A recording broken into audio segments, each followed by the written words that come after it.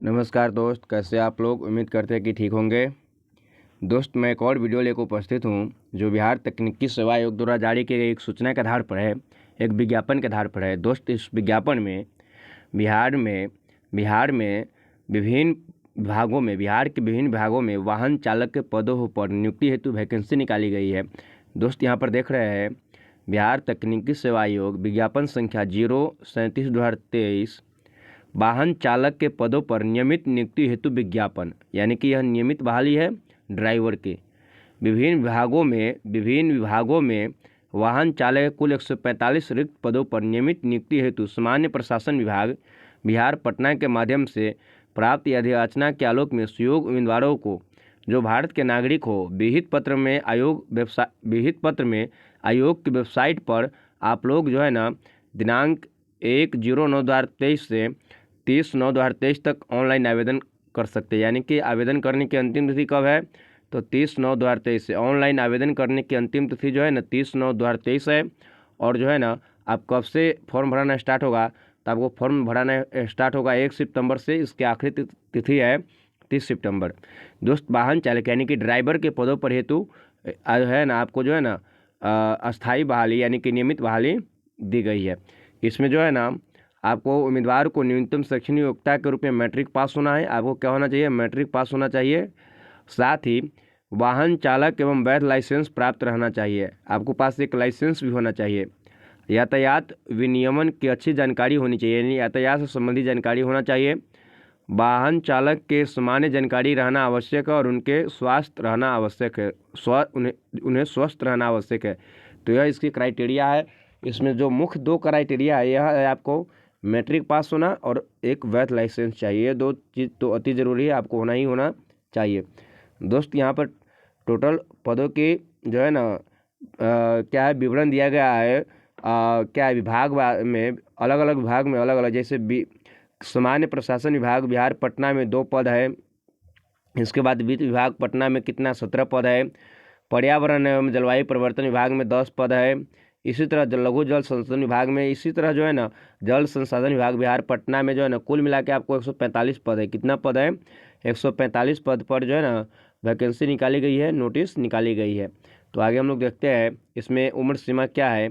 आपको न्यूनतम उम्र जो है ना 18 वर्ष होना चाहिए। न्यूनतम उम्र कितना होना चाहिए, 18 वर्ष। और अधिकतम उम्र 37 वर्ष जनरल के लिए। ओबीसी कैंडिडेट के लिए जो है ना 40 वर्ष। और पिछड़ा वर्ग, अत्यंत पिछड़ा वर्ग को महिला के लिए भी कितना है, 40 वर्ष है। पिछड़ा वर्ग, अत्यंत पिछड़ा वर्ग के महिला के लिए 40 वर्ष है। अनुसूचित जाति और अनुसूचित जनजाति के पुरुष महिला के लिए 42 वर्ष उम्र निर्धारित किया गया है। इसके अतिरिक्त जो है ना, और इसमें जो है ना इम्पोर्टेंट चीज़ देखते हैं, महत्वपूर्ण चीज़ क्या है, आरक्षण की बात की गई है। तो आरक्षण जो है बिहार के सभी जाति को मिलता है, ABC, OBC, EBC, SC, ST. तो उस प्रकार से आरक्षण की बात की गई। यहाँ पे फोटो की बात की। यहाँ पे चयन प्रक्रिया के बारे में देखते हैं। चयन प्रक्रिया, प्रथम चरण की आहरक परीक्षा। यह जो है ना प्रथम चरण आपको आहरक परीक्षा यानी क्वालिफाइंग नेचर की होगा, जो कंप्यूटर बेस्ड होगा। कैसा होगा, प्रथम चरण आपको कंप्यूटर बेस्ड एग्जाम है, जो है ना कंप्यूटर बेस्ड टेस्ट के आधार पर होगा। इसमें जो है ना उक्त परीक्षा में प्रश्न पत्र बहुविकल्पीय होंगे, यानी कि आप जो है ना यह ऑब्जेक्टिव टाइप होंगे। Multiple choice question, MCQ question होंगे ऑब्जेक्टिव टाइप। इसमें जो है ना परीक्षा में कुल 100 अंक होगा। और जो है ना एक प्रश्न पत्र होगा 100 अंक का, यानी कि आपको कुल जो है ना परीक्षा में कुल 100 अंक होगा और प्रश्नों में कुल संख्या भी 100 होगी। यानी कि और परीक्षा की अवधि जो है ना 2 घंटा को होगी, यानी कि 100 नंबर का क्वेश्चन रहेगा। यानी कि क्वेश्चन आपको 100 नंबर का रहेगा, जिसमें 100 प्रश्न रहेगा। और परीक्षा की अवधि कितने घंटा का है, तो परीक्षा की अवधि जो है ना आपको 2 घंटा की रहने वाला है। यानी 2 घंटा में 100 नंबर क्वेश्चन पूछे जाएंगे। आगे दिया गया है परीक्षा में गलत उत्तर के लिए नकारात्मक अंकन लागू किया जाएगा। यानी कि जो है ना आपको इसमें नेगेटिव मार्किंग की है, यानी कि परीक्षा जो होगा ना आपको नेगेटिव मार्किंग परीक्षा में लागू रहेगा। प्रत्येक सही उत्तर के लिए 1 अंक दिया जाएगा। आपको प्रत्येक सही उत्तर के लिए 1 अंक दिया जाएगा और प्रत्येक गलत उत्तर के लिए 0.25 अंक काट लिया जाएगा। यानी कि आपको जो है ना 1/4 निगेटिव रहेगा। सॉरी, 1/5 जो है ना आपका क्या है कि निगेटिव रहेगा। आपको जो है ना निगेटिव 1/4 रहने वाला है। निगेटिव कितना रहने वाला है, 1/4 निगेटिव रहने वाला है। यानी कि 4 उत्तर आप जो है ना गलत करते हैं तो उसके बदले जो है ना आपको एक नंबर जो है ना काट लिया जाएगा, एक नंबर उसमें से क्या कर लिया जाएगा, काट लिया जाएगा, यानी कि 1/4 इसमें निगेटिव भी रहेगा। इसके बाद कहा जा रहा है यहाँ पे कि एक से अधिक पालियों में परीक्षा आयोजित किए जाने के कारण परीक्षा के परिणाम में नॉर्मलाइजेशन की प्रक्रिया अपनाया जाएगा, यानी कि नॉर्मलाइजेशन की प्रक्रिया होगी। जब प्रक्रिया एक से अधिक जब परीक्षा जो है ना एक से अधिक के पाली में होगा तो आपको जो है ना इसमें नॉर्मलाइजेशन की प्रक्रिया को अपनाया जाएगा। उसके बाद जो है ना आपको यहाँ पर पाठ्यक्रम की बात की गई है। कंप्यूटर बेस्ड टेस्ट में CBT में जो है ना मैट्रिक स्तरीय सामान्य बुद्धिमत्ता, तर्क शक्ति, न्यूमेरिकल एप्टीट्यूड, सामान्य ज्ञान, समसामयिकी मुद्दे से संबंधित प्रश्न पूछे जाएंगे, यानी कि यहाँ पर आप लोग देख रहे हैं GK, GS, मैथ, रीजनिंग से आपको क्वेश्चन पूछा जाएगा जो मैट्रिक स्तर का होगा, मैट्रिक स्टैंडर्ड का होगा। कार्मिक एवं प्रशासन सुधार विभाग के संकल्प इतना इतना के अंतर्गत जो है ना आपको यहाँ पर जो है ना कुछ क्वालिफाइंग मार्क दिया गया है। किस वर्ग के लिए कितना क्वालिफाइंग मार्क उसको देखते हैं। यहाँ पर जो है ना सामान्य वर्ग के लिए 40% नंबर लाना अनिवार्य है, पिछड़ा वर्ग के लिए 36% नंबर लाना अनिवार्य है, अत्यंत पिछड़ा वर्ग के लिए 34% नंबर लाना अनिवार्य है, अनुसूचित जाति, अनुसूचित जनजाति के महिला और निःशक्त जनों के लिए और दिव्यांग जनों के लिए 32% नंबर लाना अनिवार्य है। तो इस तरह जो है ना आपको अहड़क अंक दिया गया है, कम से कम इतना नंबर आपको लाना जरूरी है। उसके बाद जो है ना आपको आगे देखते हैं, अगर इस अहड़क अंक से कम अंक लाते हैं तो आपको क्या है कि जो है ना कि इस परीक्षा में डिस्क्वालीफाई कर दिया जाएगा और नेक्स्ट प्रक्रिया में आपको जो है ना कंसीडर नहीं किया जाएगा। आगे हम लोग देखते हैं, कंप्यूटर बेस्ड टेस्ट एवं संविदा के आधार पर नियोजित वाहन चालकों को कार्य अनुभव के लिए अंकों का अवधारणा निम्नवत होगा, यानी कि जो कंप्यूटर बेस्ड टेस्ट होगा यानी कि CBT एग्जाम होगा उसमें से जो है ना आपको 75 अंक, और पहले से अगर आप बिहार सरकार के किसी विभाग में संविदा पर काम करते हैं तो उसके लिए जो है ना आपको अनुभव के लिए जो है ना आपको इसमें नंबर मिलने वाले, अनुभव का भी अंक मिलने वाले।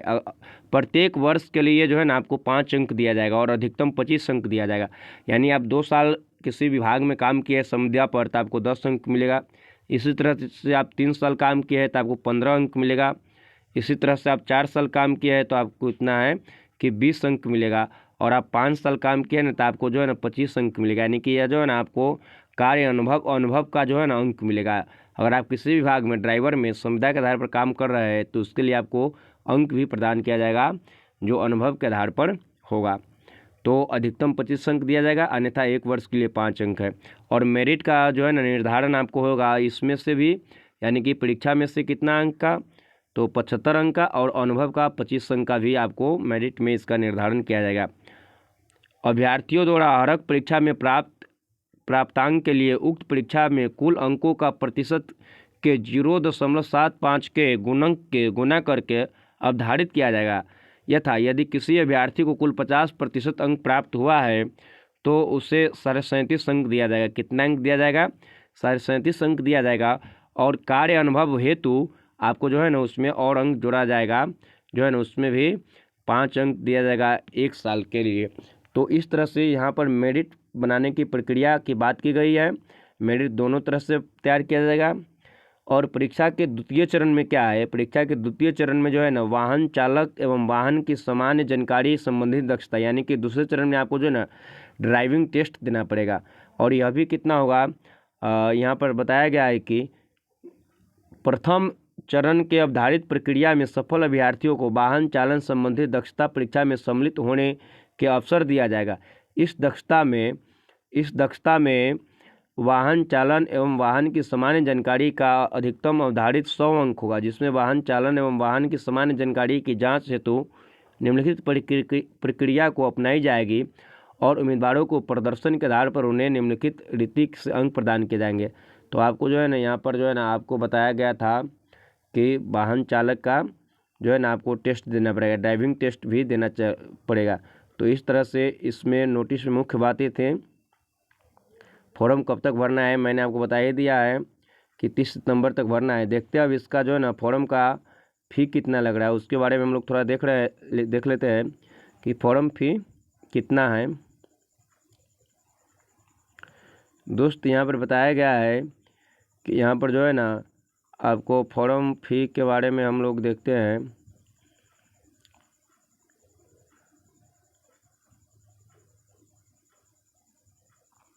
एप्लीकेशन फ़ी आवेदन शुल्क, एप्लीकेशन फ़ी यानी कि आवेदन शुल्क जो है ना आपको सामान्य वर्ग, पिछड़ा वर्ग और अत्यंत पिछड़ा वर्ग EWS के लिए 600 रुपया है। अन्य सभी कैटेगरी के लिए आपको जो है ना 150 रुपये का एप्लीकेशन फ़ी लगेगा। और राज्य के बाहर के उम्मीदवारों को भी एप्लीकेशन फ़ी कितना लगेगा, तो राज्य के बाहर के उम्मीदवारों को भी एप्लीकेशन फ़ी आपको जो है ना 600 रुपया लगेगा। राज्य के बाहर के उम्मीदवारों को एप्लीकेशन फ़ी कितना है, 600 रुपया लगेगा। और जो है ना सामान्य वर्ग के, पिछड़ा वर्ग के, अत्यंत पिछड़ा वर्ग के, आर्थिक रूप से कमज़ोर लोगों को 600 रुपया लगेगा। बाकी अन्य सभी कैटेगरी के एप्लीकेशन फ़ी 150 रुपया लगेगा। तो यह मुख्य बातें थी। दोस्त वीडियो कैसा लगेगा हमें ज़रूर बताइएगा। धन्यवाद।